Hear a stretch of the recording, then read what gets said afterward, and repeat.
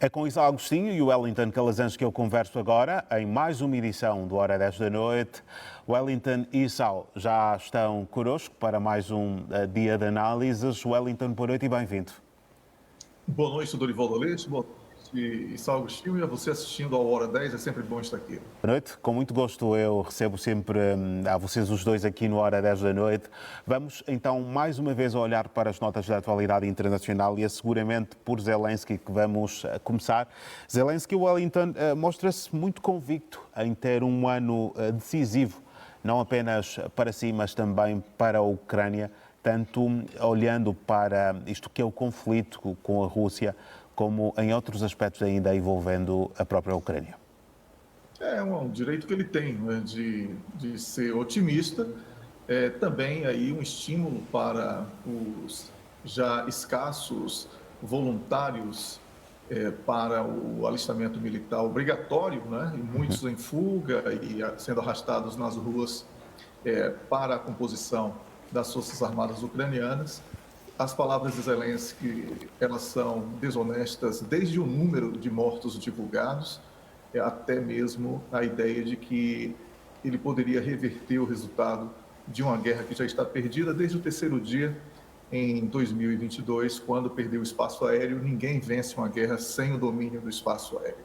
Eventualmente irá acontecer um ataque terrorista aqui, uma perda russa dali, mas a Rússia está com um amplo domínio do espectro para o qual traçou as suas metas de cinturão, ocupando 20% do território ucraniano, e dificilmente as palavras de Zelensky serão confirmadas. Se ele colocou que a derrota da Ucrânia representa o fim da Ucrânia, então ele praticamente decretou o fim da Ucrânia, porque não há como reverter o resultado dessa guerra. A Ucrânia já perdeu juntamente com a NATO, que não aparece como um ator assumido, mas que desde homens disfarçados de consultores trabalhando como mercenários, até mesmo ao esgotamento dos estoques bélicos dos países membros, denunciam a derrota da NATO em parceria com a Ucrânia, que foi usada numa guerra por procuração, Dorival. Eu dizia que, ainda à volta deste assunto, Trump poderá estar, digamos, ao virar da esquina, diga-se de passagem, e Zelensky sugere mesmo que Trump não perceberá os reais objetivos de Putin com tudo isto. E é uma referência que nós gostaríamos também de pegar aqui para ouvir a tua opinião sobre o assunto. Olha, como o colega Sal falou, a disputa eleitoral norte-americana ela será impactada pelos efeitos da guerra na Ucrânia.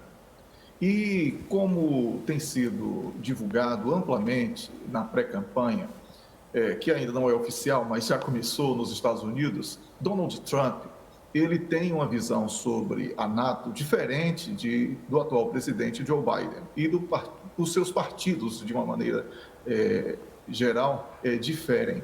Enquanto os republicanos exigem o cumprimento do pagamento dos 2% dos países membros, o Partido Democrata tem sido mais flexível e usa exatamente a carência de alguns países que não conseguem cumprir os 2% do orçamento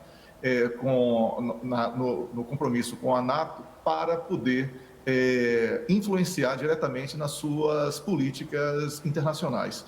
Então, Volodymyr Zelensky sabe que o regresso de Trump, eventual regresso de Trump ao poder nos Estados Unidos, será um duro golpe para a Ucrânia, não por ele ser amigo da Rússia, como tentam, do ponto de vista eleitoral, falar ao povo americano dentro dos Estados Unidos a partir do Partido Democrata, mas porque ele será mais duro com a NATO e já retirou o apoio à NATO por parte dos Estados Unidos e poderá voltar a repetir isto, que será uma catástrofe para, especialmente, os países europeus, Dorival. Wellington, Zelensky sugere mesmo uma cimeira de paz na Suécia, ou seja, na Suíça, melhor, para a primavera, o que alguns já consideraram, inclusive, como sendo mais um circo mediático que se quer fazer para entreter aqui as opiniões públicas. Quanto a ti, qual é a tua visão sobre esta pretensão aqui anunciada também?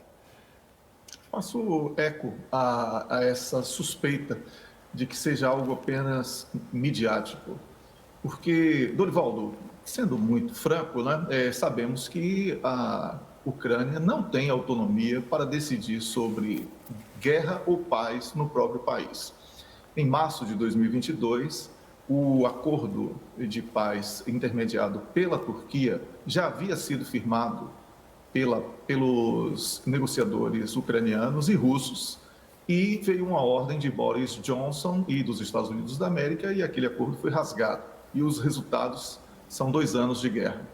Já estamos agora entrando no terceiro ano de uma guerra que para a Rússia é uma operação militar especial, e Zelensky continua pedindo dinheiro e armas, e ele sabe que a fonte secou. Os países que dizem que irão assumir compromisso de doação com a Ucrânia também sabem que a fonte secou e que os seus cidadãos não suportam mais ouvir falar sobre guerra na Ucrânia. Diante de tanta coisa, qualquer evento que não seja uma proposta de paz, incluindo o vencedor, que é a Rússia, será teatro.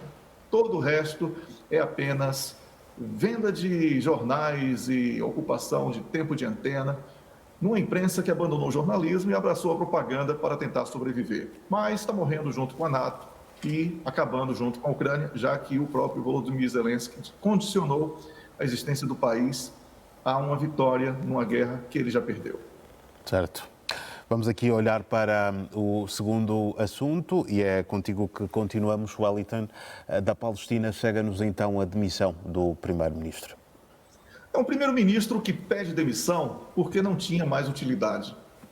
A condição de formação de um Estado da Palestina é única para que possamos falar sobre a autoridade palestina, sobre primeiro-ministro da Palestina, sobre ministro, porque estamos falando sobre um terreno invadido e destruído e um massacre de seres humanos que está acontecendo por parte de Israel, com apoio dos Estados Unidos em especial, mas também Reino Unido em especial também, né, paralelamente aos Estados Unidos, mas Alemanha, França e alguns outros países que fingem preocupação com a situação, mas continuam apoiando a investida de Israel num massacre sem precedentes na nossa história no início desse século. Portanto, Dorivaldo, a saída do primeiro-ministro, que alegadamente foi por causa de um eventual acordo que estaria existindo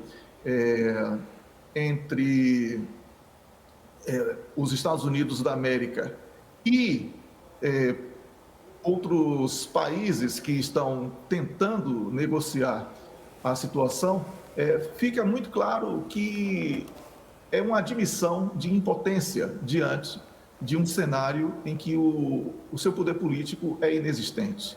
É lamentável tudo isso que está acontecendo, não pela saída dele, apenas, que também é um transtorno do ponto de vista estrutural, mas principalmente por causa da negligência como o problema vem sendo tratado e como as questões políticas elas deixam de ser locais por aqueles que deveriam representar um povo em sofrimento e que tenta a construção do seu próprio Estado. E nós vemos aí uma ingerência internacional atendendo diferentes demandas, diferentes interesses esses que são conflitantes e por isso prorrogam esse sofrimento.